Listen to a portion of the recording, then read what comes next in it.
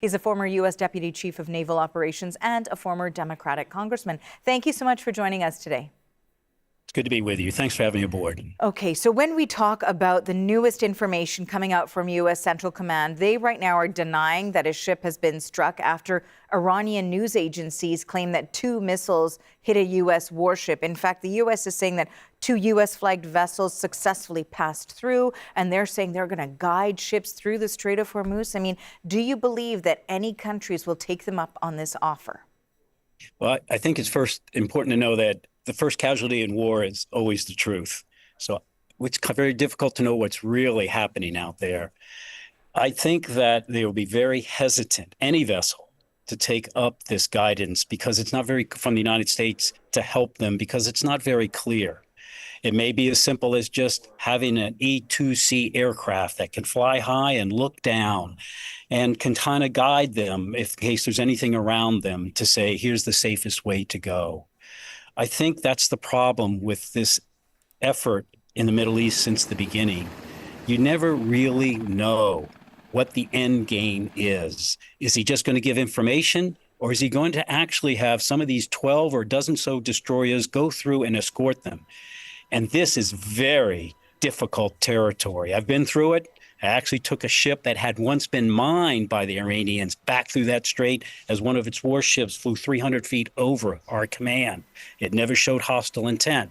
Yet, those are cliffs on either side of the straits. And in those cliffs are missile cities. They still have probably 800 to 1,000 anti-ship cruise missiles that can pop out of a cave, turn around, and fire quickly at a ship that's trying to escort one going towards out of the straits. Very difficult. Last point, remember, they still have about 5,000 mines, and they can put little GPS devices on them. They don't even need a fishing boat to drop them overboard. They can just guide them over from the land and drop it down into an area where the shipping might go through.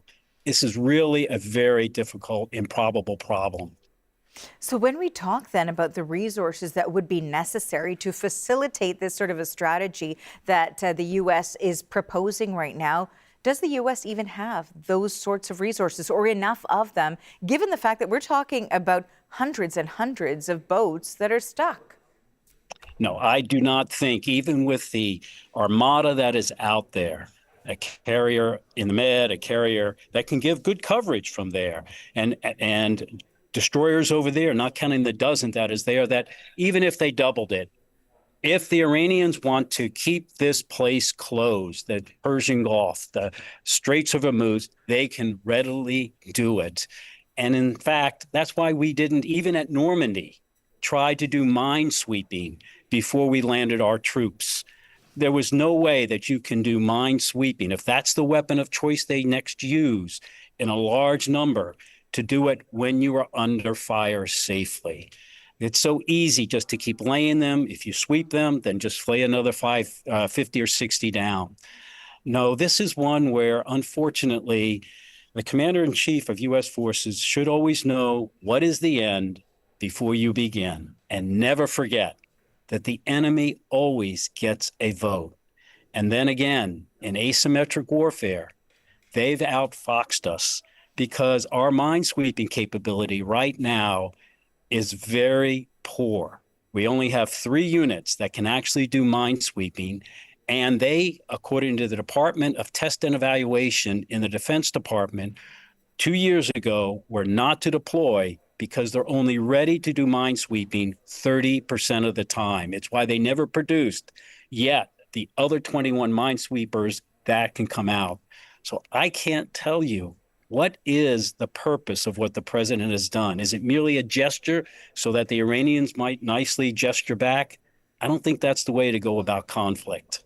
Now, Rear Admiral, when we talk about the impact of this too, and one of the points that you made in your last response was knowing the end. We're talking about the leverage here that the Iranians are using by putting on that blockade within the Strait of Hormuz. And also we know that the U.S. is doing the same. I mean, what is the end game here? At what point does the leverage create too much pain on either side in order for a truce to be put in place of some sort so that there is safe passage?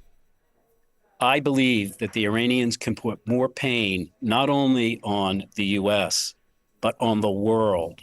And the reason is this: there's a time bomb clicking down. On the 7th of May, the Iranians, if they haven't stopped producing at the highest level they do on a normal basis, will have run out of storage space for the oil on land. Now, they probably have reduced it, reports say, a couple 100,000 barrels, but still, about the 7th or 8th or 9th of May, the only option they have to store the rest of their oil is on empty tankers. But within about 2 weeks, that will go out. And then they close the oil wells.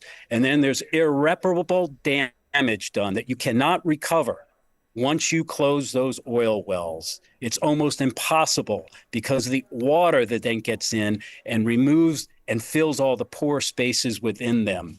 In short, according to J.P. Morgan, at that time, oil prices can go to 150 to 200 because almost permanently you've cut off all the Iranian oil gas into the distant future. Let's hope at least the president can get the same deal he broke in his first administration when he walked away from the nuclear accord that had removed all the enriched uranium into Russia.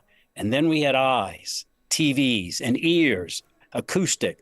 We had vibration sensors inside the facilities so no one in Iran could cheat.